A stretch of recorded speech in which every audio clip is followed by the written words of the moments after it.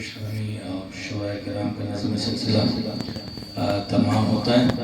ہماری خوش نصیبی ہے کہ آج کی اس مجلس کو خطاب فرمائیں گے سماحت العلامہ آیت اللہ سید منتظر مہدی حفظہ اللہ، تاکہ بعد میں لوگوں کو ڈسٹرب نہ ہو. پہلے ہی اجتماع سے 2000 برادران پیچھے آگے کا حصے کو پر کر لیں تو بعد میں مجلس میں ڈسٹرب نہیں ہوگی. تھوڑا سا اور آگے آ جائیں تو نوازش ہوگی. صلوات پڑھتے ہیں محمد وآل محمد. بلند نعرے صلوات.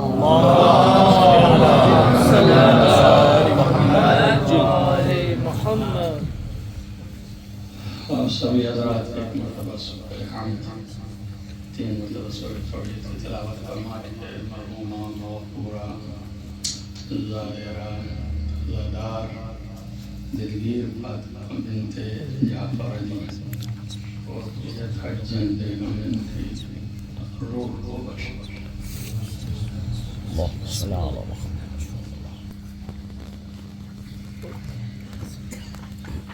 رحم الله من قرأ الفاتحة. بسم الله.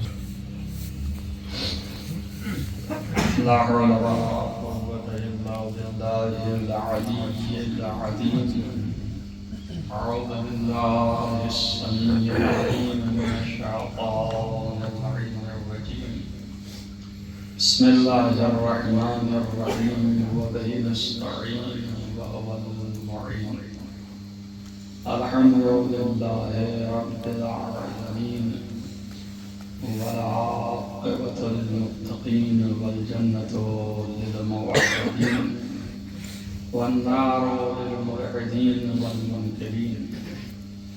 والصلاة والسلام على سيد الأنبياء والمرسلين خاتم النبيين مولانا مهدي الكونين جد الحسن والحسين علي القاسم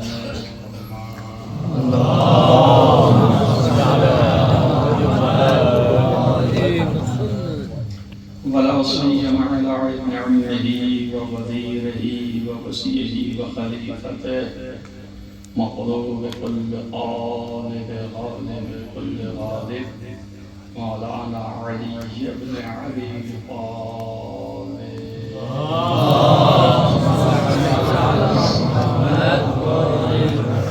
وعلى آل الطيبين الطاهرين المعصومين المظلومين الذين أذهب الله عنهم الرجس وطهرهم تطهيرا.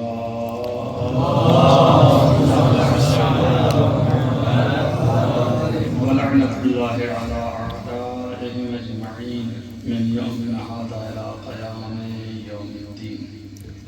أما بعد فقد قال الله سبحانه وتعالى في كتابه الحكيم. بسم الله الرحمن الرحيم. ما خلقت الجن والإنس إلا ليعبدون. صلى الله عليه وسلم.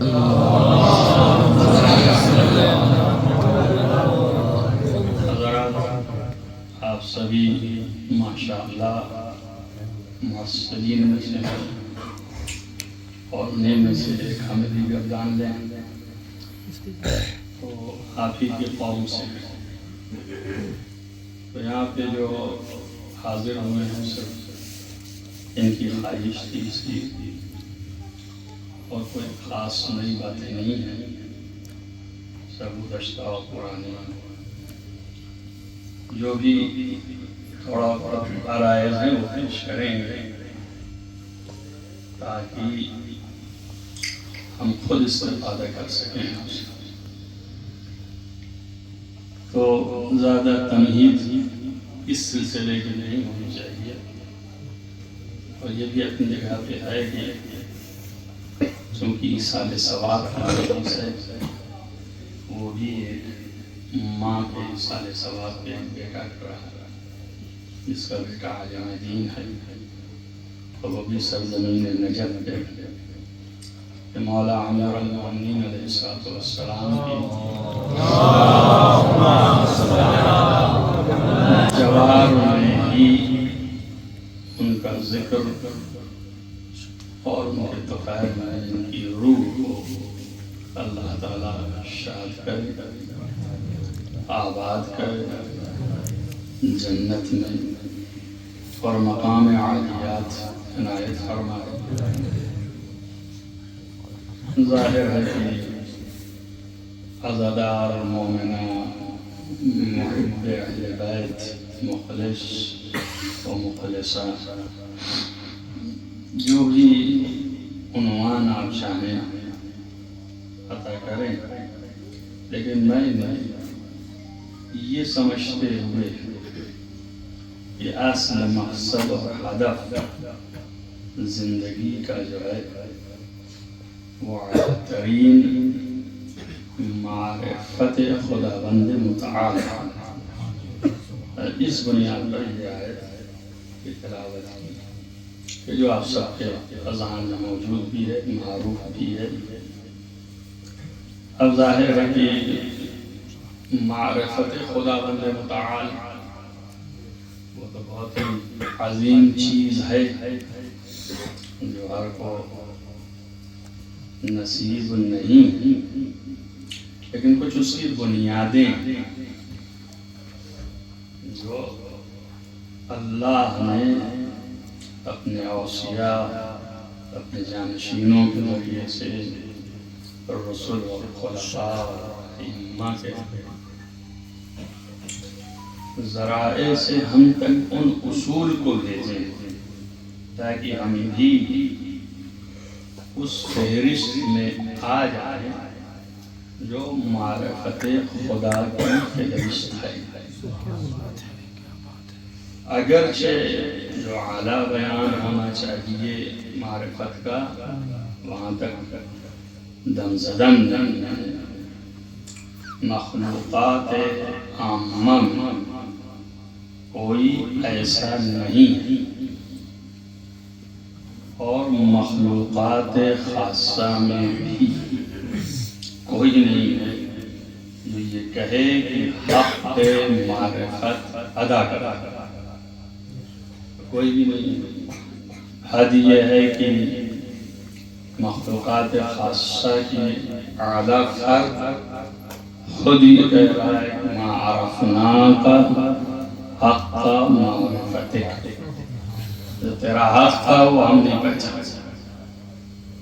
جب وہ خود سپر انداختہ ہو جائے تب اس کے آگے کسی کو مجال نہیں ہے تو وہ یہ کہے کہ ہم نے کما حقہ پہچان لیا جو پہچاننے کا حق تھا۔ لیکن بہرحال مقصد حیات تو یہی ہے، زندگی جو ہے وہ خلق ہی اسی لیے کی گئی ہے، اور یہ درجہ ادنا ہو گیا، لیکن لفظ جو ہے وہ اعلیٰ استعمال فرمایا امن معرفت کی، لیکن لفظ جو ہے وہ عبادت کی، اور اس لفظ پر گہری بحثیں ہیں کہ آپ متوجہ جو کہ متعدد نظریات اور متعدد افکار کے لوگ اپنے زاویہ نگاہ سے بحث کرتے ہیں، لیکن کچھ چیزیں ایسی ہیں کہ جو بنیادی ہیں ان سے انکار نہیں کر سکتے، کیونکہ ہم طالب علم ہیں تو طالب علم جو ہے پہلے بنیادی چیزوں پر توجہ کرتا ہے، تو بنیادی چیزیں تو اصل کسی بھی زبان کی لفظ کے معنی تو کس معنی میں استعمال ہوا، کس معنی میں بولا گیا، اور واقعی وعدہ اس پر جو ہے وہ کس معنوں میں ہوا، یہ وعدہ بھی جو ہے وہ آیا وعدہ کے اعتبار سے بحث یا یہ بھی فقط استعمال کے اعتبار سے، دونوں جہتیں جو ہیں وہ محفوظ ہیں، لیکن لغت والے جو ہیں وہ بیچارے بہت کم شاذ و نادر معنی بیان کرتے ہیں، وہ زیادہ تر استعمالاتی معنی بیان کرتے ہیں، کہ یہ لفظ جو ہے اس معنی میں استعمال ہوا اور اس معنی میں استعمال ہوا اور اس معنی میں استعمال ہوا، لیکن انہی میں سے کوئی ایک معنی خاص ہوتا ہے جس کے لیے واضح ہوتا ہے، تو کبھی کبھی وہ اشارہ کر دیتے ہیں، بیان کر دیتے ہیں جس میں وہ مطمئن ہوتے ہیں، اور کبھی نہیں بیان کرتے، چھوڑ دیتے ہیں، جس کی وجہ سے اذہان پراگندہ ہو جاتے ہیں، پریشان ہو جاتے ہیں معنی پیدا کرنے میں۔ الغرض یہ ہے کہ لفظ عبادت، ایک تو یہ لفظ عرفی طور پر ہم آپ کے سامنے کچھ اس طرح معنی اختیار کیا گیا ہے کہ ہمارے اذہان اسی پہ چلے جاتے ہیں، خواہ وہ عبادت ہوں یا نہ ہوں، لیکن ذہن اسی پہ چلا جاتا ہے۔ اور ایک جو ہے یہ ہے کہ حقیقت میں جو معنی ہے اس پر ذہن بڑی مشکل سے جاتا ہے۔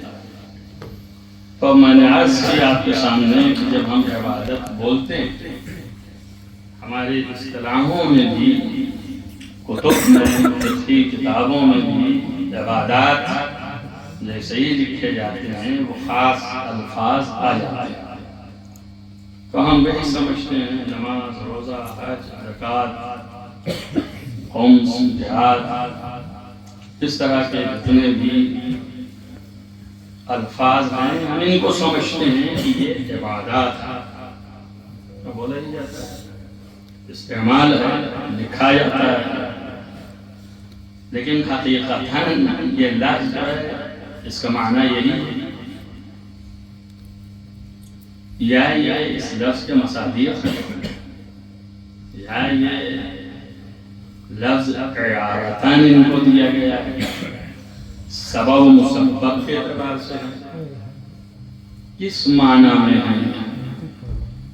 تنہا نماز عبادت ہے، تنہا رکوع عبادت ہے، سجدہ عبادت ہے، حج و امثال ذالک، یہ عبادات تو کئی عدد ہو گئے، معنی تو ایک ہی ہونا چاہیے، تو سمٹ کے معنی آنا چاہیے کہ ہے، اور ہم کس معنی کو اختیار کریں کہ جو ہمارے سمجھ میں آ جائے۔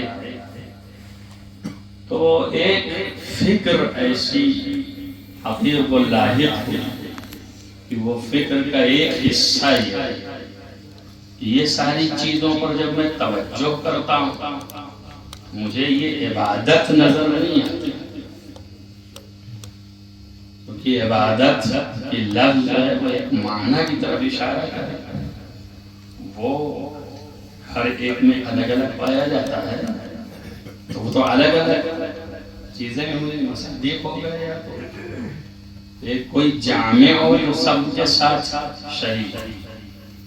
تو الغرض یہ ہے کہ اس کی تلاش جاری ہے، اور اس تلاش میں محنت درکار تھی،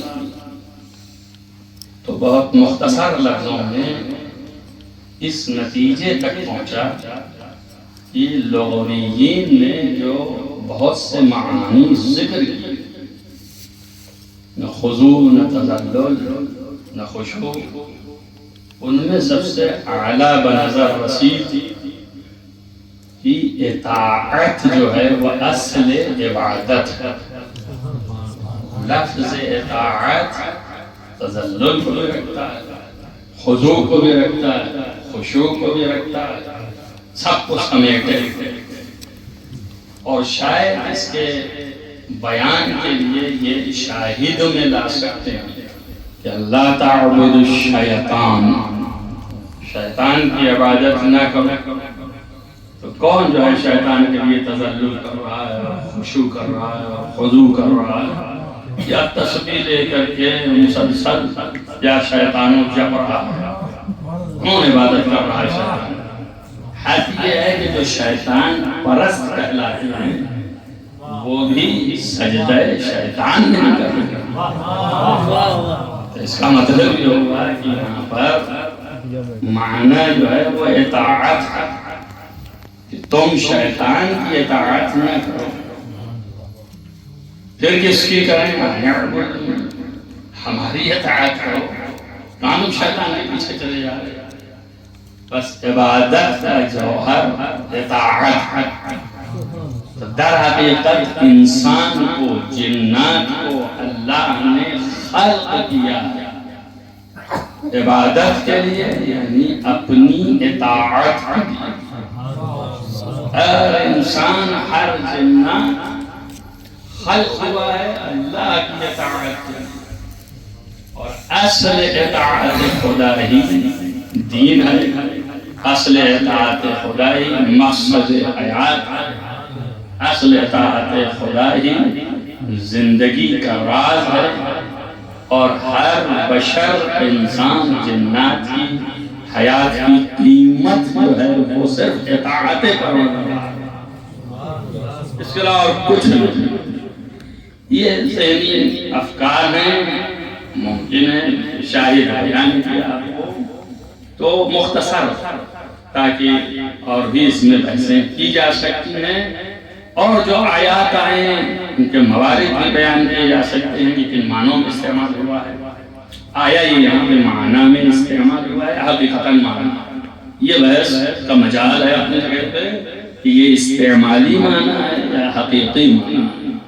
لیکن میں نے عرض کیا کہ مجھے ایسا محسوس ہو رہا ہے، اس کے دلائل ہیں، یہ حقیقی معنی ہے.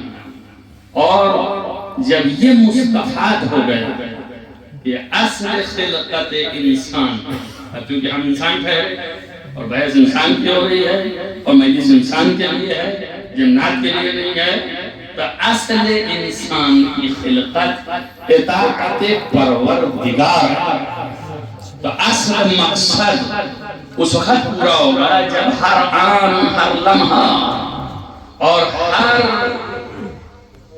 وقت اطاعت پروردگار میں رہے. تو محل بحث آپ کے ذہن کو اور اپنے ذہن کو چرکا دینے کے لیے یہ ہے کہ بھائی پہلا ہی انسان جو خلق کیا گیا تو اسے تو پورا مقصد کرنا چاہیے. تو پہلا ہی انسان جو ہے پورا مقصد نہ ادا کر سکتا. بہرحال عصا آدم. اب اس کے بعد جتنی تعلیلاتیں چاہیے کیجئے، جو معنی چاہیے کیجئے وہ آپ کیجئے گا. لیکن قرآن نے اتنا جو کہہ دیا نا کہ عصا آدم، تو پہلا مخلوق انسانی جو انسانیت کے لیے قدم رکھا تو اس نے بھی حق اطاعت اللہ کا ادا نہ کر سکا اور پہلے ہی مرحلے میں خطا ہو. پہلے ہی مرحلے میں اطاعت ایک جگہ جا کے فارسی زبان میں لنگ ہو گئے تو پہلے ہی مرحلے میں رہ گئے. اور تمغہ یہ ہے کہ اس کو جو میں نے خلق کیا ہے جس کا مقصد حیات میری اطاعت ہے، یہی نمونہ اور نمائندہ ہوگا ساری کائنات کا. اسی لیے زمین پر خلیفہ بنا رہے ہیں. تو اب یہ تمام کائنات کا نمائندہ ہے اور سب کچھ ہے، مگر پہلے ہی مرحلے میں اطاعت جو ہے وہ لنگڑی ہو گئی. تو اب آپ بتائیے آگے کیا ہوگا؟ ہم سب تو اسی کی اولاد ہے اور قیامت میں اولاد ہی رہیں گے. اب اگر ہم نے بھی وہی سب کرنا شروع کیا اور محض ضرورت آگے پہنچے اور اس نے جو ہے وہ پوچھا بھیا کیوں ایسا کیا، تو کم سے کم ہمارے پاس جواب موجود ہے کہ ابا نے کیا تھا ویسے ہی اجداد سے چلا آ رہا ہے، حقیقت کر دیا. اور کوئی نمونہ نہیں ہے جو جس کو تو نے نمونہ بنایا، جس کو تو نے نمونہ تراش کر کے پیش کیا تھا، اس نے ہی پہلی مخالفت کر دی، اس نے ہی معصیت کر دی. جب وہی جو ہے اطاعت متحقق نہ ہو سکی تب ہم سب تو اسی کے نمونہ تو وہی تھا، اسی کو دیکھ کے چل رہے تھے نا، تو ہم اسی راہ پہ چل پڑے. تو آپ کے لیے یہ سوال ہے کہ نہیں ہے؟ ضروری نہیں کہ آپ میری فکر سے جو ہے وہ متفق ہوں، لیکن بہرحال غور تو کریے گا، سوچئے گا کہ کیا صحیح ہے کیا غلط ہے. تو کل کے آپ کہہ سکتے ہیں نا اللہ کی بارگاہ تو ایک عذر آپ کو لا ہی سکتے ہیں، تو اس عذر کو قطع کرنا کس پر لازم ہے؟ اسی خدا پر واجب کرنا کہ یہ ادھر آنے نہ پائے. یہ سبب ہوا کہ لازم ہے کہ کچھ ایسے بندے خلق کیے جائیں اور بنائے جائیں جو وہ بندے جب یہاں آئیں تو وہ نمونے کے لیے کافی ہوں. تو خلق تو پہلے کر دیا تھا. ابھی آپ نے سن لیا اشعار میں کہ خلق پہلے کر دیا تھا، مگر جب پہلے خلق کر دیا تھا تو انہی کو پیش کر دیتا. ان کو نہیں ایک دوسرا لایا گیا، انہیں کہ لاؤ یہاں سے لاؤ وہاں سے لاؤ، تو اس کو تم گھومو اور پھر اس کو کچھ کرو اور پھر کھنکھناؤ اور سب کچھ ہو جائے. اس کے بعد جب میں روح پھونک دوں تو سجدے میں چلے جانا. تو سجدہ بھی جب کرانا تھا تو ان کے بجائے اسی کا کراتا جن سے ہزاروں سال اپنا سجدہ کروائے. اور مستحق تھے اس کے تو ان سے کرواتا، لیکن نہیں کروایا، ان کو الگ رکھا. اب یہ بھی تاریخ میں ملا کہ جو سجدہ کرنے والے تھے آدم کے، ان میں بھی ان کو مخاطب قرار دیا ہو، اس سے بھی جدا رکھا. اب یہ تو راز ہو جانے کہ کیوں جدا رکھا، لیکن میرے حقیقت میں کئی سمجھ میں آ گیا کہ جو اول مرحلے میں اطاعت خدا میں لنگڑا ہو گیا، اس کا سجدہ ایسے کرے کہ جو بزم قدسی میں کبھی بھی کسی جہت سے ان کے اندر خطا کا تصور نہ آیا. تو کیا وہ سجدہ کریں گے ان کا؟ تو وہ مخاطب سجدہ نہ رہے، اور جب نہ رہے تو اللہ نے اپنے اشارے میں کہہ دیا اور اشارے سے بات کر لی اللہ نے کہ تو نے سجدہ کیوں نہیں کیا؟ کیا تو بھی انہی لوگوں میں سے تھا یا ان سے بلند تھا؟ تو ان میں سے تو نہیں تھا، تو یہ تو کرنا چاہیے تھا، تم نے کیوں نہیں کیا؟ تو ان کو بلند کر کے الگ کر دیا. سب آپ کے پاس حاضر ہے نا، بس سجھا رہا ہوں تو اب آپ اندازہ کریں. ان کو الگ رکھا تاکہ آپ کے سوال کا جواب قائم کیا جا سکے. اب ضرورت پڑی کہ بشریت کو ایک نمونہ ایسا دیا جائے کہ جس کے اندر اس کے دامن پر کسی قسم کے معصیت کا دھبا نہ ہو. ایسے ذات لائے جائیں کہ جن کے دامن پر معصیت کا دھبا کہیں سے کسی زاویے سے نہ ہو، مگر ہو بشریت میں. توجہ رہے تو خلق کو عالم انوار نے جدا کیا تھا، لیکن اقتضاء بشریت نے یہ اقتضاء کیا کہ بشر کا لبادہ اڑا کر کے ان کو بشر کے درمیان بھیج دیا گیا کہ اب قیامت تک کوئی کہہ نہ سکے کہ میرے لیے نمونہ نہیں تھا.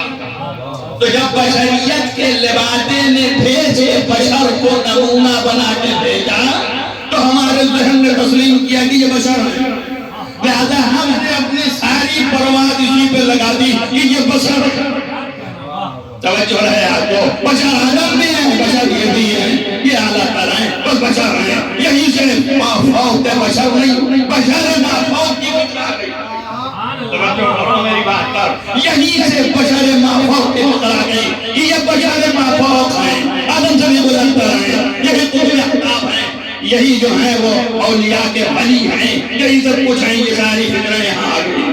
لیکن اگر ہم ان کے حقائق پر نظر رکھے ہوتے تو ہمیں پتہ چلتا کہ یہ بشر نہیں ہے، یہ تو ایک اقتضاء اور ضرورت پڑی اس لیے بشریت کے لباس میں بھیجے گئے، ورنہ یہ بشر نہیں ہے، یہ مافوق بشر ہے. توجہ ہوئی تو دو فکریں آ گئیں، ایک فکر بشر مافوق اور ایک فکر مافوق بشر. جنہوں نے بشر مافوق سمجھا وہ آج تک تو مصری گری میں موجود ہیں، اور جنہوں نے مافوق بشر سمجھا انہوں نے ان کے حقائق کو تھوڑا ترک کرنا چاہا. جتنا ترک کر سکتے ہیں نہیں کر پا رہے ہیں، لیکن تھوڑا تو ترک ہو رہا کہ ہاں یہ بلند پا رہے ہیں. اب تو صاحب کہیں کہ بھائی تو فضیلت بڑھ جاتی ہے، کوئی فضیلت نہیں گھٹتی ہے. حقائق کے جاننے سے فضیلتیں نہیں بڑھتی ہیں، فضیلتیں اور بڑھتی ہیں. یہ خود ایک کمال ہے کہ جو انسان، آپ اپنے کو دیکھ لیجئے، جو انسان جس انوائرمنٹ میں نہ رہ سکتا ہو اور فٹ نہ ہو سکتا ہو اور اس میں اپنے آپ کو فٹ کر کے دکھائے کہ یہ خود ذاتی کمال ہے. توجہ کر رہے ہیں میری بات کا؟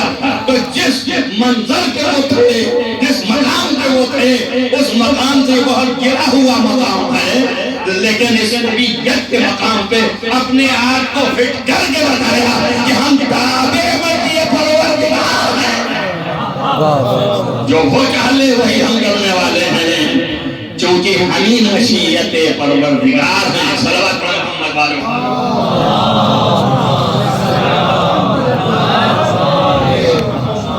اس طرح سے دو قسم کے لوگ آئے، ایک وہ ہیں کہ جو بشر ہیں اور میں مافوق ہیں، بہت زیادہ حضرت آدم اس کے بنیاد ہیں، ابراہیم، نوح، موسیٰ اور عیسیٰ، یہ سب اسی میں کے۔ ایک وہ ہیں جو مخصوص ہیں، مافوق بشر ہیں، اور ان کی عظمت اپنی جگہ پہ اعلیٰ تر اور بلند تر ہے، مگر لائے اس لیے گئے، اسی لیے کہا انما انا بشر مثلکم، یہ نہیں کہا بشر بعینکم، ویسے جیسے تم ہو بشر بعین، ویسے ہی میں بھی بشر ہوں، بلکہ یہ کہا مثل، جیسے تم بشر دکھ رہے ہو ویسے ہی میں بھی بشر دکھ رہا ہوں۔ اور بعض تمہاری یہ تفریح لیتے رہتے ہیں کہ بشر بشرا سے ہے، تو نبی اشارہ کر رہے ہیں، اللہ قرآن میں نبی کے قول کو نقل کر رہا ہے کہ جیسے تمہارے چمڑی ہے ویسے ہی ہمارے بھی چمڑی ہے، لیکن ان چمڑیوں میں فرق ہے، تمہاری جو ہے وہ دوسری ہے، میری جو ہے وہ دوسری ہے، دونوں میں فرق ہے زمین آسمان کا، اسی وجہ سے خواص بدل جاتے ہیں۔ یاد رکھیے اگر چیز ایک ہو تو خاصیت ایک ہوتی ہے، خواص نہیں بدلتے ہیں، لیکن یہاں خواص بدل جاتے ہیں۔ یہاں جب پیدا ہوئے تو جس دن پیدا ہوگا اس دن کی خلقت کے وقت کی حالت اور تھی، اور اس کے بعد جب اور آگے بڑھے تو اس کی حالت اور ہو گئی، اور آگے گئے تو اس کی حالت اور ہو گئی۔ جو ایک مہینے میں جانے والے تھے وہ ایک دن میں جا رہے ہیں، یہ خاصیتیں کیسے تبدیل ہو گئی؟ اگر ایک ہی مادہ ہے تو خاصیتیں بھی ایک ہونی چاہیے۔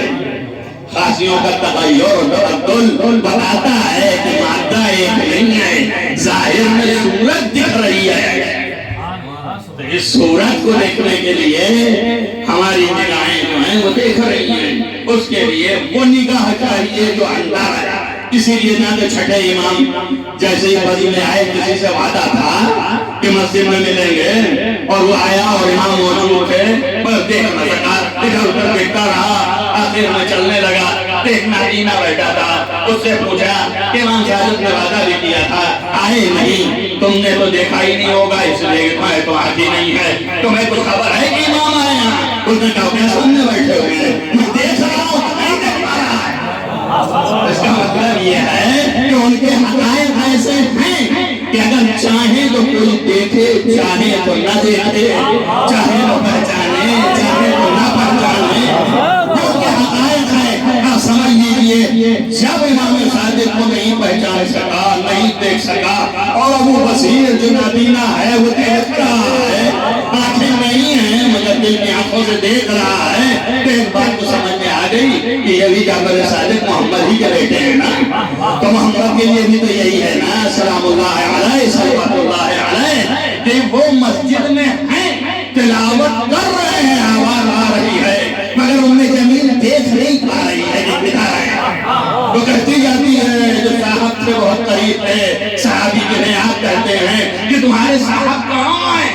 اور ان کا یہی پاس کو ہے، کہا ہاں یہاں تو ہم کو نہیں دکھائی دے رہے ہیں، تو ام جمیل نہیں دیکھ سکی۔ توجہ رکھنا میری بات پر، اب میں یہ ہمت تو رکھتا نہیں ہوں کہ کہوں کہ جتنے نہ دیکھ پائیں ام جمیل جیسے ہیں، لیکن اتنا تو ضرور ہے کہ دیکھنے کے لیے ام جمیل سے بالا مرتبہ حاصل کرنا پڑے گا، لہذا وہ نہیں دیکھ پائی تو رسول اللہ کو بھی نہیں دیکھ پائے۔ ارے دیکھ پائے ہوتے ہوتے ہوتا دیکھ لیا، روایتوں نے لکھ دیا، آپ نے سن لیا، میں نے پڑھ دیا کہ انہوں نے ان سے پوچھا کہ کہاں ہے تمہارے صاحب، تو کہا یہاں ہیں، وہاں دیکھ لیا، لیکن ایک جگہ نہیں دیکھ پائے۔ وہاں تاریخوں نے لکھا کہ دوڑے آئے اور کہنے لگے یا رسول اللہ، یا رسول اللہ، تو چادر سے آواز آئی یہاں میں ہوں، رسول اللہ نہیں ہے۔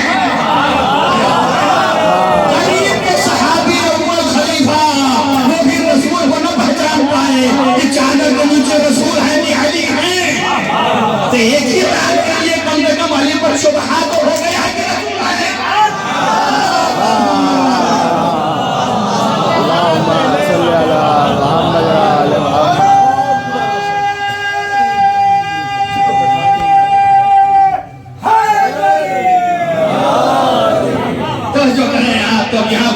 دیکھ پائے تو یہ نہ سمجھ لیجیے کہ حقیقت دیکھ ہی لیں گے. پھر وہی بات آ گئی جہاں چاہیں گے وہاں دیکھیں گے, نہیں چاہیں گے تو کوئی نہیں دیکھ پائے گا تو دیکھ نہیں پائے گا.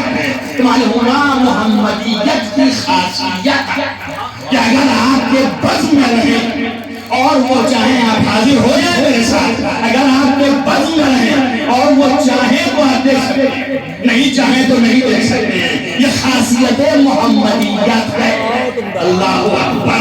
وہاں پر بھی تھوڑا سا وقت لے کر کے غیبت کا مفہوم سمجھایا گیا. یہاں پر بھی امام صادق نے غیبت کا مفہوم سمجھایا. آج آپ ہم ڈھونڈتے رہے ہیں کدھر ہیں کیا معلوم کہاں ہے, یہاں ہے کچھ نہیں معلوم کہ یہاں روضے میں بیٹھے ہیں یا یہیں بیٹھے ہوئے ہیں یا ان کے ذکر ہو رہا ہے تو کچھ پتا نہیں ہے, ہم دیکھ نہیں پا رہے ہیں. تو اس لیے نہیں چاہا, حضرت یوسف نے نہیں چاہا کہ ان کے بھائی ان کو پہچان سکیں. سب قائم میں بیٹھے کھانا تک کھا رہے ہیں, اس کے بعد پوچھ رہے ہیں یوسف کو پہچانتے ہو؟ نہیں یوسف کون؟ وہ کہتا ہے یوسف. میں آدمی یہ سوچوں تو مرمر ختم ہو گیا ایسا ہی یوسف. لیکن اس کے بعد جیسے ہی حضرت یوسف نے کہا کہ میں ہی یوسف ہوں تو غور سے دیکھا تو بالکل یوسف نظر آئے تو دل دھک سے ہو گیا. ہم کہا رہے یہ یوسف ہے تو میرے بھائی ہے جسے میں پہچان نہیں سکا. تو نبوت کا خاصہ بھی ہے. تو یہ ذاتیں ایسی ہیں کہ انہیں چاہو کہ تم پہچان لے جاؤ تو یہاں تم نہیں پہچان سکتے ہو جب تک یہ نہ چاہو, جب تک اللہ کی طرف سے آپ کو عطا نہ ہو جائے.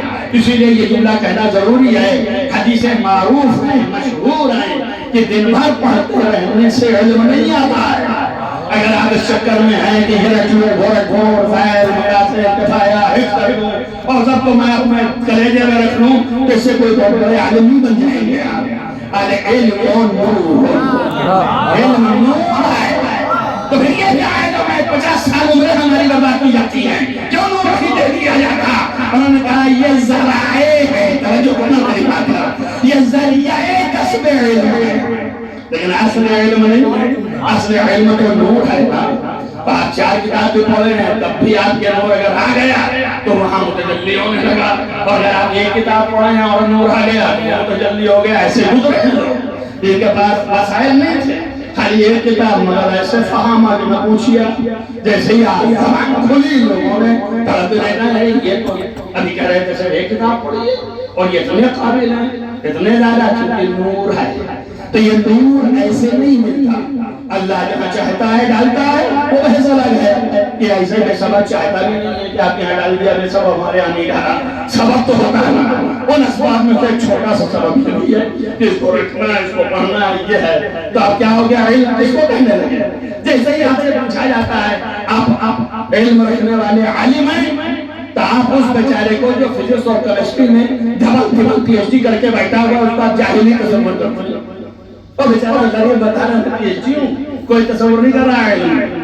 اور ہاں آپ نے یہاں 4 میٹر رکھا ایسے بڑے عالم ہو گئے کہ ہر آدمی بھی کہہ رہا ہے آپ بھی تصور میں کہ ہم عالم ہیں. تو وہ آپ نے اپنی کتاب پڑھنے والے کو عالم مانا. تو آپ نے علم کا معنی ان کتابوں کو جانا. دراصل ان کتاب علم نہیں ہے. علم جو ہے وہ نور ہے. اصل علم نور ہے, حقیقت علم نور ہے. اگر یہ اسباب و ذرائع ہیں, بھائی کچھ آپ سمجھ پائے میری بات کو؟ اگر سمجھ پائے تو میں آگے بڑھ جاؤں, اور نہیں سمجھ پائے تو پھر ایک جملہ تو کہنا پڑے گا. اسی طرح لفظ عبادت یہ نماز نہیں ہے, یہ روزہ نہیں ہے, یہ حج نہیں ہے, یہ زکوٰۃ نہیں ہے. عبادت اطاعت ہے اور یہ سب ذرائع اطاعت ہے. واہ واہ واہ واہ واہ واہ واہ واہ واہ. روزہ رکھا آپ نے تو کام مطابق لیا, حج کیا آپ نے تو کام مطابق لیا. تو ذرائع اطاعت ہے. اصل عبادت اطاعت پروردگار ہے.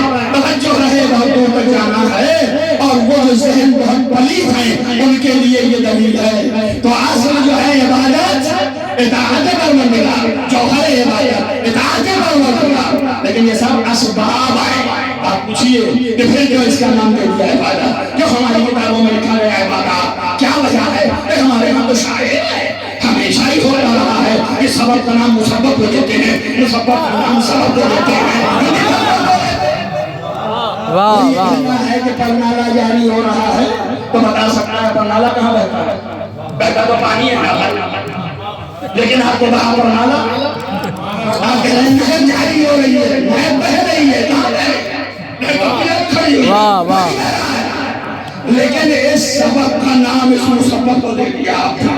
وہ سبب اور یہ مسبب، یعنی نہر مسبب، اس کے ذریعے سے یہ سبب چلا جا رہا ہے پانی بہتا، اس سبب کا نام مسبب کو دے دیا۔ پلٹ دیجئے، اس کو کہیے مسبب، پانی کو اس کو کہیے سبب، تو کہے گا سبب بہنے کا سبب، راستہ فراہم کیا، دونوں طریقے سے ہو سکتا ہے۔ لہذا یہ بھی جو ہے معلوم ہوا سبب کا نام مسبب کو دیا جاتا ہے اور مسبب کا نام سبب کو دیا جاتا ہے، یہ استعمال ایک ہے۔ لہذا عبادات جو کہا، نماز روزہ حج زکات، تو اس سے مراد یہ اصل عبادت نہیں ہے، اصل عبادت وہی ہے اطاعت۔ آپ کو وہاں پر جا کے پہنچا دیا۔ اب آپ کے ذہن میں نہ آنا چاہیے کہ آدم کے ساتھ کیا کھیل ہو گیا، اصل اطاعت متجلی ہونا ہے اور اصل عبادت اس کا نام نہیں ہے۔ اسی عبادت کو اطاعت اور اسی اطاعت سے تمام شائع ہو گیا، لوگ چیزوں میں استعمال ہونے لگا۔ یہی عبادت کو اور سمیٹا تو عبودیت کہا، وہی معنی عبادت یعنی اطاعت۔ توجہ ہے آپ کو؟ تو اب سوچ لیجئے آپ، وہاں فرماتے ہیں چھٹے امام بہار الانوار میں، علامہ مجلسی اللہ مقامہ فرما رہے ہیں کہ چھٹے امام سے پوچھنے والا جو پوچھ رہا ہے اسرار امام کا جاننے والا ہے اور وہ امام کے دقائق سے واقف ہے، اس کے بعد پوچھ رہا ہے مولا یہ خلقتیں آپ نے کہا میری وجہ سے، یہ خلقتیں یہ میری وجہ سے، کہا اور زیادہ اضافہ فرمائیے، تو ہمارے یہاں اضافہ کرتے ہیں شرع کرنے کو، اور امام نے اضافہ کیا اور محرم کر دیا۔ امام نے فرمایا یہ عبودیت لنا، یہ ہماری عبودیت ہے۔ اب جتنے داموں قسم کے ہیں وہ یہ سمجھ رہے ہیں کہ یہ تو اللہ کی جگہ پہ ان کی عبادت کرنا ہے، جن کو دیکھیے اللہ کی عبادت ہوتی ہے، بیت کی عبادت نہیں ہوتی۔ لیکن اگر اس مفہوم سے واقف ہو جائے کہ اصل عبادت اطاعت ہے، تو اب اہل بیت یہ بتانا چاہتے ہیں کہ اللہ کی اطاعت متجلی نہیں ہوگی قیامت تک جب تک میری اطاعت نہ کرنی چاہیے۔ واہ واہ واہ واہ واہ واہ واہ، جب تک میری اطاعت نہ کر لی جائے، اس لیے کہا کہ آدم کو خلق نہیں کیا، روح نہیں پھونکا، مگر اس وقت جب میری معرفت پیدا کرنا ہے، اس وقت ان کو تمغا دیا اور پھونک کر کے کہ میری معرفت پیدا کرے، تب اسے تمغا دیا اس کا سجدہ کیا جائے۔ اور حضرت آدم کو جو قرآن نے کہا کہ تم دونوں داخل ہو جاؤ جنت میں، تو کہیں کوئی تاریخ میں نہیں، اس کا یہ مطلب نہیں ہے بیوقوف یہ سمجھتے ہیں کہ میں نماز کی اور روزے کی توہین کر رہا ہوں، کہنا توہین نہیں کر رہا ہوں، حقائق بتا رہا ہوں۔ تو اب یہ نہیں سمجھیے آپ کہ وہ حضرت آدم کے سجدے میں گر گئے تھے، حضرت آدم جو ہے تسبیح پڑھنے لگے تھے، حضرت آدم جو ہے رکوع سجود کر رہے تھے، فقط معرفت انوار خمسہ پیدا کیا۔ جیسے ہی یہ معرفت پیدا کیا اللہ نے کہا تم داخل ہو جاؤ۔ ایک بات سمجھ میں آ گئی نا، دخول جنت محمد و آل محمد کی اطاعت معرفت پر ہے، بغیر ان کے نہیں ملنے والی ہے۔ اس لیے کہا آدم نہیں ہے، مگر اللہ نے یہ مقام نہیں دیا مگر یہ کہ جب میری ولایت کا اقرار کیا، میری ولایت کو پہچانا اور پہچان کے اقرار کیا، اسی طرح حضرت نوح کو اللہ نے ان کو قائم و دائم نہیں رکھا مگر یہ کہ میری ولایت کا، بلکہ میری کی ولایت نہیں ہے بلکہ لفظ ہے کہ ولایت علی ابن ابی طالب، علی کی ولایت کا اقرار کیا۔ اور اسی طرح حضرت موسیٰ کو اللہ نے کلیم نہیں بنایا مگر اسی وقت جب ہم اہل بیت کی ولایت ہے، اور اس طرح حضرت عیسیٰ کو اللہ نے یہ مقام عطا نہیں کیا اور اس وقت جب ہماری، اس کے بعد آپ نے ایک لفظ ایک جملے میں کہ آج اللہ مختصر لفظوں میں یہ ہے کہ ما خلق اللہ خلقا، اللہ نے کسی مخلوق کو پیدا ہی نہیں کیا الا بالعبودیت لنا، مگر صرف اس لیے پیدا کیا ہے کہ وہ میری اطاعت کرے، جب میری اطاعت کرے گا تبھی جو ہے وہ اللہ کے اطاعت میں بدلتی ہوگی، اور اسی لیے ہے آپ کی اطاعت اللہ سے ہے۔ اب اس بعد اللہ نے کہا جس کا رسول کے اطاعت کی اس نے میری اطاعت کرا، اللہ تو دکھائی نہیں دے رہا ہے کیسے آپ اطاعت کریں، جس نے رسول کی اس نے میری کر لی، رسول نے فرمایا جس نے علی کی کر لی اس نے میری کر لی۔ اور بہت سی روایات اس طرح کی موجود ہیں، میں وقت آپ کا زیادہ نہیں دینا چاہتا ہوں، لیکن یہ بات تو پہنچ جانی چاہیے کہ اصل عبادت اطاعت پروردگار ہے، اور اطاعت کا جوہر وحدانیت ہے۔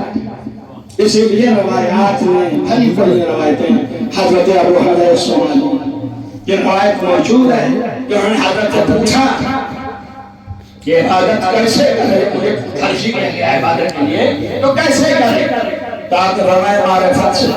حضرت رسول معرفت کیسے پیدا کریں خدا کی، تو آپ نے کہا کہ اگر معرفت خدا نہیں ہے تو عبادت نہیں ہے، آکر دلالت، یہ جو ہے گمراہی ہے، عبادت نہیں ہے۔ عبادت وہی ہے جہاں معرفت خدا ہو۔ تب حضرت رسول کیسے معرفت خدا پیدا کریں، تو آپ نے کہا بڑا آسان، یہ ہے نسخہ، یہ ہے بنیاد، جسے آپ نے فرمایا بڑا آسان ہے کہ تو تصدیق کر اللہ کی وحدانیت کا، تو تصدیق کر رسول کی رسالت کا، اور تو تصدیق کر علی کی ولایت کا، اور ان کے جانشین جو ہیں 11 ان کی ولایت کا، اور ان کے دشمنوں سے براءت کا اقرار کرو اللہ کا۔ دیکھ لیجئے کہا آپ نے آخر میں کہ ہَٰذَا يُعْرَفَ اللَّهُ، ایسے اللہ پہچانا جاتا ہے فَيُعْرَفَ، اور سواری صدق ہے عبادت کی جاتی ہے۔ تو معلوم ہو گیا کہ ابھی تک تو آپ محبت ہی نہیں رہے تھے، محبت ہی نہیں رکن معرفت ہے، بلکہ رکن معرفت دشمنان آل محمد سے براعت بھی ہے۔ جب تک کہ براعت نہ ہوگا اس وقت تک آپ کی محبت کا اقرار واضح نہ ہوگا۔ میں زیادہ وقت نہیں لینا چاہتا ہوں، بس کافی ہے، چیزیں تو بہت ہیں اس کے سامنے جو کہ روشن اور واضح ہوائدہ ہیں، لیکن چونکہ وقت زیادہ ہوگا اس لیے میں بات کو تمام کر رہا ہوں کہ اصل عبادت محبت اہل بیت ہے۔ اسی لیے فرمایا اصل معرفت ان کی معرفت، جو شخص آپ کو پہچان گیا ہے، وہ ہوتا نا ذات جامعہ من عرفکم، جو آپ کو پہچان گیا عرف اللہ نے اللہ کو پہچان گیا، اور جس نے آپ کو بھلایا ہے وہ اللہ سے غافل ہو گیا، وہ جاہل ہو گیا، اللہ کی معرفت نہیں ہے اس کے پاس۔ یا جب کس لیے پڑھتے ہیں آپ تب بھی نہیں سمجھ میں آتا، ہو سکتا ہے ذہن میں یہ آئے کہ پتہ نہیں امام علی نقی اسلام کی ہے بھی کہ نہیں ہے، یہ علماء کی گڑھی تو نہیں ہے، اس لیے کہ آج کل بڑا یہ چرچا چل رہا ہے کہ علماء جو ہیں وہ بنائے ہیں ایسا، ورنہ اماموں کو قائد کی فرصت تھی۔ درحال ہے کہ اس زیارت کی شان ہی ہے کہ امام علیہ السلام نے کہا جو تو کر سکتا ہے وہ میں بتاتا ہوں، جو تو نہیں کر سکتا اسے میں حکم نہیں دیتا ہوں۔ اور وہ کہا جب امام حسین علیہ السلام کے روضے کو متوکل گرا رہا ہے تو شیعہ پریشان ہیں، تھوڑے ہوئے بیچارے مغلیوں سے اپنے ساتھ کوٹ رہے ہیں۔ آپ تاریخ پڑھ لیجئے، حتی سنی عدد میں لکھا ہے، اور ادھر سے شاہ عبدالعظیم گزر رہے ہیں، انہوں نے دیکھا ہے کہ یہ مغلیوں سے لکڑی کی مغلیوں سے اپنے سر پہ ڈال رہے ہیں اور واہ حسینہ واہ حسینہ واہ حسینہ کر رہے ہیں۔ تو جائیے تو شاہ عبدالعظیم ہاتھ میں پڑھے تھے کہ کیا حماقت کر رہے ہو، جو رحمت کے اس سے نہیں کہوں گا، لیکن ہاتھ نہیں پکڑا۔ جاجی مولا نے بتایا کہ وہ مولیاں مار رہے تھے سر پر، ظاہر کیسے زخم ہوگا، اس سے خون بھی نکلے گا، سب کچھ ہوگا، لیکن روکا نہیں۔ امام سے بتایا، امام نے کہا ہاں ان کو خبر کرو، اور ان کو خبر کیا گیا اور کہا تم امام کے روزے کے لیے کچھ نہیں کر سکتے، وہ جس کو ہے وہ کر لے گا، تم تم یہ کر سکتے ہو جو میں بتا رہا ہوں۔ اور پھر حضرت نے یہ زیارت بتائی اور اس زیارت میں دریائے فضائل حضرت نے بتائی اور یہ سمجھ لیجئے کہ آخر ہے یہ آپ کو اور ہمارے لیے اتنا جتنا برداشت کر سکتے ہیں۔ اسے ایک چھٹے امام سے ایک شخص نے کہا کہ مولا مجھے یہ بات بتا دیجئے کہ کس لیے رسول اللہ نے حضرت علی کو اپنے اوپر سوار کیا تھا؟ تو آپ نے مسکرا کے کہا اس لیے کہ مقام بیان کرے رسول اللہ کہ مقام امامت کیا ہے۔ تو کہا کہ ضد تھوڑا اضافہ فرمائی۔ تو حضرت نے کہا اس لیے کہ لرفعت مقام الولایہ کہ مقام ولایت کی بلندی ظاہر ہو جائے۔ توجہ کر رہے ہیں کہ ضد نہیں کرتا رسول اللہ تھوڑا اور تو آپ نے کہا اس لیے لرفعت مقام علی بن ابی طالب یہ علی بن ابی طالب کے مقام کی بلندی کے لیے ہے۔ کہ ضد نہیں تیرا ناس ہو جائے۔ اب اگر میں جملہ کہوں گا تو یہ کہے گا کہ جعفر صادق دیوانہ ہو گیا، یعنی تجھ میں اتنا تحمل نہیں ہے کہ اس مرتبے کے بعد کو برداشت کر سکے۔ تو علماء معرفت کے بھی درجات ہیں، ہم آپ جگہ نہیں پہنچ سکتے ہیں، ہر جگہ ہاتھ نہیں مار سکتے ہیں، ہر جگہ تک نہیں پہنچ سکتے، جتنا ظرف ہے جتنا ضرورت ہے، اسی لیے سب کا الگ الگ ہے۔ یہ بھی بات کہتا چلو تنظیم بہت کہتا رہتا ہوں تو لوگ سمجھتے ہیں شاید یہ مخالف ہے، کسی کا مخالف نہیں ہوں میں، ہر ایک کا موافق ہوں۔ میں کہہ رہا ہوں مخالف ہونے لگا بھائی میرا کیا بگاڑا ہوا ہے، نہ میری جائیداد لے لی ہے، نہ میرے خاندان میں کسی کو قتل کر دیا ہے، اور اگر میری شان بھی ہٹا رہا ہے تو میری شان ہی کیا ہے، یہ میری شان بہت بلند ہے وہ ہٹائے دے رہا ہے، کچھ بھی نہیں، کسی کا مخالف نہیں۔ لیکن بات تو سمجھنی چاہیے نا، تاکہ یہ نہ سمجھ لیجیے بہت سے ایسے ہیں بیچارے ان کے نہیں ہے، وہاں پر جگہ نہیں ہے، جب نہیں ہے تو وہ مقام نہیں ملے گا۔ اگر آپ کو اللہ نے نصیب کیا ہے تو آپ اس سے مقابلہ کر کے اس کو نیچے نگاہ تو نہ دیکھو، وہ بھی چاہنے والا ہے، چھوٹے درجے کا ہے لیکن ہے تو نہ چاہنے والا۔ لہذا روایتوں میں ہے یہ مفصل موجود ہے کہ امام باقر علیہ السلام کے بزم میں ایسے صحابی موجود تھے جو آخر دم تھے کہ آپ جو ہے کچھ ہمیں جو ہے وہ اسرار ملیں گے۔ معلوم ہوا کہ ایک شخص بس اسی آن طبق گیا آگے اسی آن پر جیسے ہی آیا حضرت کے بزم میں ان سب نے اپنا منہ بنایا۔ حضرت نے مسکرا کے ان لوگوں سے پوچھا کیا ہوا، کس لیے وہ بنائے؟ چونکہ وہ شخص مقصرین میں سے تھا، معرفت نہیں تھی اتنی، لفظ مقصرین لکھا ہوا ہے۔ تو انہوں نے اشارہ کیا مولا کی طرف کہ اس کے پاس اتنا معرفت نہیں ہے، یا پھر ایسے یہاں آگیا اور اس وقت اسرار ہے اس لیے منہ بنا۔ سمجھ آ گیا؟ تو حضرت نے فرمایا کہ جب تو آیا تھا تو کیا میں نے منہ بنایا تھا؟ نہیں کیا تو تیری معرفت میں برابر تو نہیں ہے نا، تو اپنے کو تول لے پہلے، اس کے بعد اس کو تولنا۔ کچھ بھی ہو یہ ولایت علی پہ ہے، لہذا یہ ہے نگاہ اہل بیت اور ہماری نگاہیں مختلف ہیں، متفاوت ہیں، لہذا کوئی بھی دنیا سے اٹھ جائے چاہے آپ کی نگاہ میں کتنا بڑا فاسق العمل ہو، کبھی اسے فاسق العمل نہ سمجھ لینا۔ معلوم نہیں ہے کہ کون سا فعل اور کون سا عمل اس کا جو ہے مقبول بارگاہ خدا، یہ آپ کو نہیں پتا، ہم کو نہیں پتا ہے، جو بڑا بڑا متقی و پرہیزگار نظر آئے، معلوم نہیں ہے کون سی ادا ایسی ہے جس پر خدا ناراض ہے، نہ یہ آپ کو پتا ہے نہ ہم کو پتا ہے، لہذا ان ظاہروں پر فیصلہ نہ کرو۔ اسی لیے کہا ہے کہ اگر ولایت علی پر ہے تو بس اس کے لیے ایک ہی لفظ رکھو جو تم نہیں جانتے ہو، یا سوچتے ہیں یا پڑھتے ہیں لا نعلم الا خیرا، وہ اسی لیے ہے کہ نہ تم اس کی حقیقت سے واقف ہو کہ اچھائی کیا کیا نہ برائی کیا کیا، مگر یہ خیر جانتے ہو کہ ولایت علی پر ہے۔ تو کی گواہی دے دو کہ ہم کچھ نہیں جانتے سوائے اس کے کہ علی کی ولایت ہے۔ सलवात पढ़ें मोहम्मद वाले।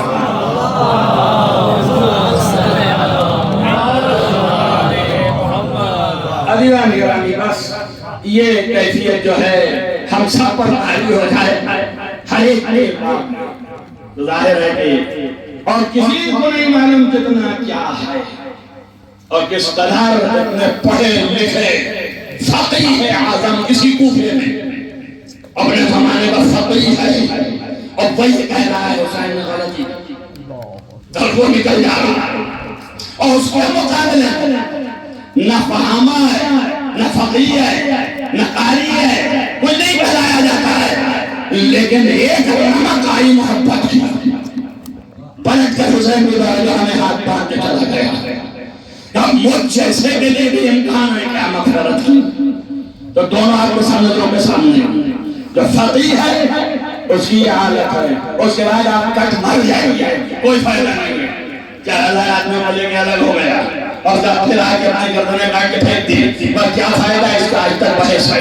तो एक फकीह होने के बाद मारिफत रखने के बाद इमाम को इमाम मानने के बाद उसके बाद कह रहा है गलती कर रहा है ये वही इस्लाम को देखा नहीं है ये वही बशरियत के दायरे में देख रहे हैं इसलिए हमारे यहाँ मुश्किलें पैदा होती हैं। ये याद रखिए मासूमीन के अफ़आल और अमाल मशमून मशीयत परवरदिगार वो कभी भी कोई अमल मशीयत इलाही से हट नहीं करते। अब अगर कोई अमल ऐसा सरतर हो रहा है जो आपके ज़हन नाक़िस से वो अमल सही नहीं है तो ये आप समझ लीजिए कि आप सही नहीं है लेकिन वो सही है। इत्तेहाद के मानी ही यही है।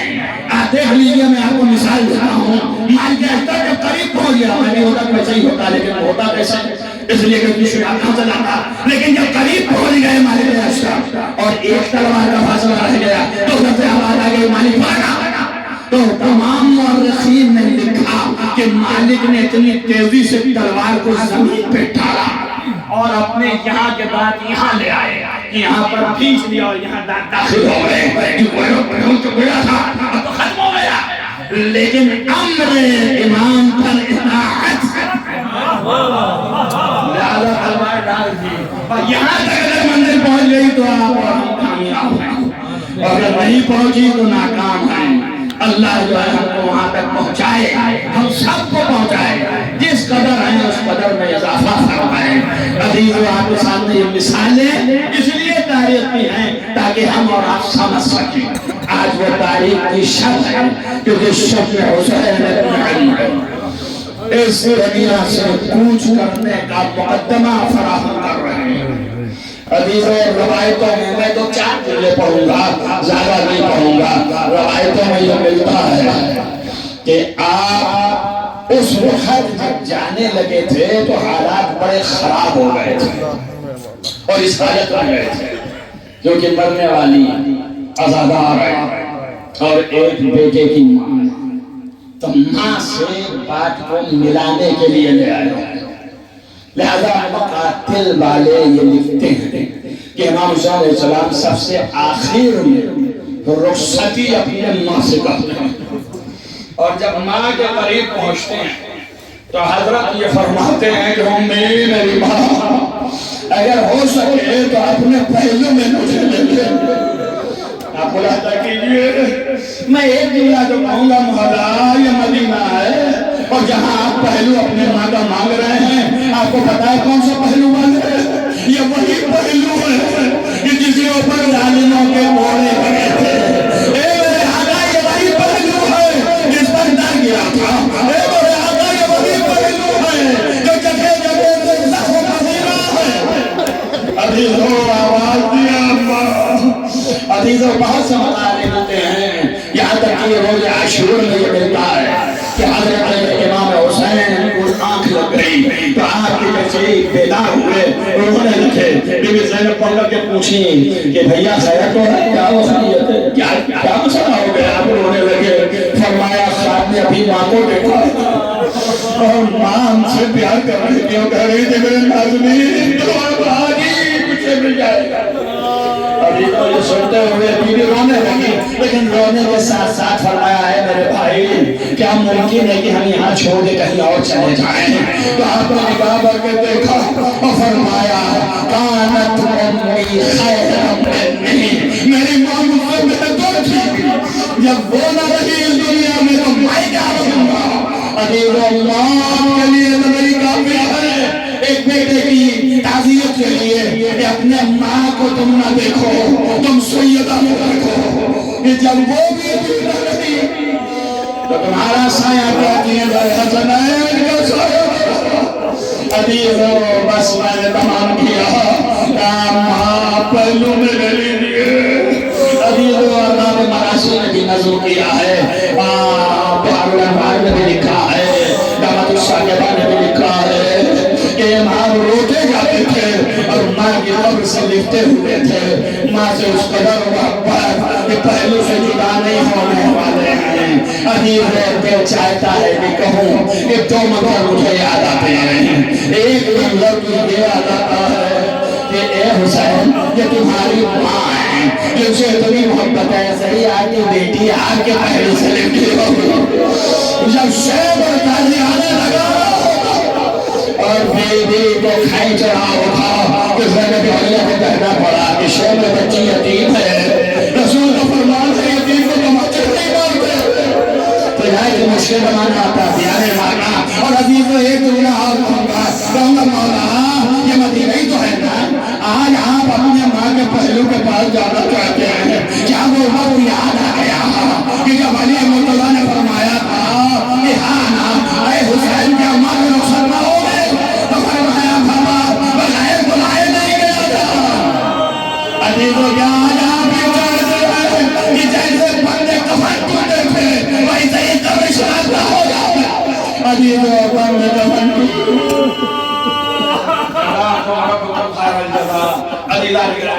मसाइल बहुत है, मसाइल बहुत है, मनाते बहुत है, लेकिन इसलिए कि मौला की बात हमने आए तो जो चार चले आपके सब पुराने हैं, कोई नए नहीं, लेकिन अफ्तार को बहरहाल अफ्तार होती है, चीजें भी वही हैं, आयात नहीं है, रवायात नहीं है, उन्हें तब्दील किया जा सकता है, न बदला किया जा सकता है, मगर उसमें से इस्तेफादा कर सकते हैं। अजीज हो आप ये देखें जिस पहलू को हुसैन ने चाहा था वो पहलू लोग रहे थे मदीने में, हम आप लिखा है रवायतों में कि हुसैन ने नाज़ुल जब जमीन पर आए तो ये शक का बयान है कि खंजर ले जाने का उठाना था। किसी ने पूछा क्यों, कहा हुसैन की दुखी आवाज देती है तो ये क्यों कर रहा है? रसूल आ जाते हैं शहर में रसीद के लिए पड़ा था। अभी ये दो शक्तियों का जिक्र आया है, बस बलिदानी घरानी कोई चार जुमले से हुए मिलता है कि माँ को हुस्न कफन दे करके और सिवाय जब सदी के लिए बुलाया तो बच्चों ने कहा सबने मिल लिया, तो एक बेटा हमारे उलमा पढ़ते रहे हैं बिहार के दोनों के लिए है। अभी लेकिन उलमा की तासीर कर रहे हैं बुजुर्गों की कि हुसैन इब्न अली का जवाब आया, मुमकिन है कि हुसैन अलैहिस्सलाम ने जवाब दिया हो, हम साथ रहे हो, लेकिन जवाब में यही था कि बगैर बुलाए कैसे जाओ। सर ये जुमला था कि मेरी माँ मुझे तलब करे, अजीजों बंदे कफन टूट गए, हाथ निकल आए, हसनैन को लिया। अभी हाँ रवायत के फितरे हैं कि मुलीयन इला सदरिहा अपने सीने से लगा लिया। अजीजों उसके बाद एक जुमला आ गया, वो जुमला ही आया कि आवाज आई बने आला से या अली रफ़ाहुमा, ऐ अली बन के माथे जुदा करो, इसलिए कि आलम में तो मुबारक हो गया। जज़ाकुम रब्बुकुम खैरल जज़ा, अल्लाह से हमें अहले बैत के किसी घर में न बुलाया आपको। अजीजों ये खासा था, बहरहाल मैं इतना पूछूंगा तो रवायतों में लिखा है मौला ने उठाया माँ के सीने से बच्चों को, तो मैं इतना पूछूंगा अली थे ना बात थे? अजीजों बात था ना, तो बात ने बड़ी आसानी से उठाया होगा, बड़े तरहों के साथ हाथ रखा होगा, सर पर हाथ फेर के हटाया होगा, बच्चों अब پھر انشاءاللہ حجر میں ملاقات ہوگی. لیکن عزیزوں میں حسین علی مقام پہ رہوں گا. مولا ماں سے جدا کیا تو باپ نے ترحم و تلطف کے ساتھ، لیکن آپ سے جدا کیا شبرم نے مجھے دبا کے کھیلتے ہوئے تازیاں نے مارتے ہوئے. جزاک اللہ خیر الجزا. عزیز و خاتم کلام، آپ اپنے ماں کے قریب تقریر اور چیزوں میں رہے اور آپ نے دل کھول کے اپنی ماں کا غم منا لیا. لیکن عزیزو یہ چھوٹے بچے حسنین اور یہ چھوٹے بچیاں اپنے ماں کا غم کیسے منائیں؟ آپ اندازہ کیجئے روایتوں میں ہے کہ شب کی تاریخ میں جب یہ تابوت تھا تو یہ بچے ماں کے تابوت کے نیچے آ گئے. ارے ماں کا سایہ لے رہے تھے. علی ابی طالب نے نگاہ میں دیکھا اور دیکھنے کے بعد قریب پڑھے اور پڑھ کر اپنے سینے سے لگایا. بعض روایتوں میں ہے کہ شہادت دفن کرنے کے بعد بھی آپ نے سینے سے لگایا اور بہت پیار کیا. میں اسی روایت کو پیش کرتا ہوں کہ مولا آپ نے اپنے بچوں کو تسلیت دی، ایسی تسلیت دی ہے تاریخ میں کہ بچوں کو قریب لائے، اپنے سینوں سے لگایا اور لگا کے بہت روئے. عجیب اتنے پوچھو مولا یہ تو آپ نے ادا کیا، ذرا اس بچی سے پوچھئے کہ جو اپنے باپ کو ڈھونڈ رہی ہے. ظالمین تعظیم کو تسلیت میں دور کے بعد عزیزوں آگ لگی ہے دامن میں. مطابع بابا اے بابا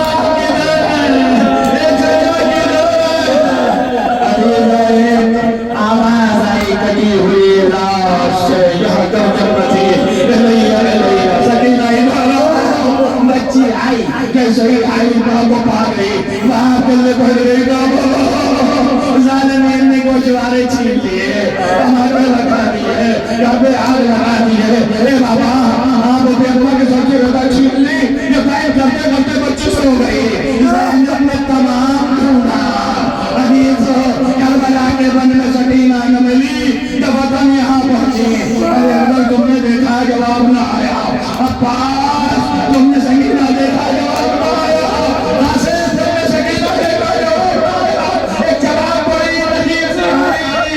اے بہن خاموش ارے ابھی سکینہ سوئی ہے. جیسے ہی قریب پہنچے اٹھا لیا، گلے سے لگایا، ایسا پوچھا یہ بھی اپنے باپ کو کیسے پہچانا؟ گردن سے آواز آئی ہے.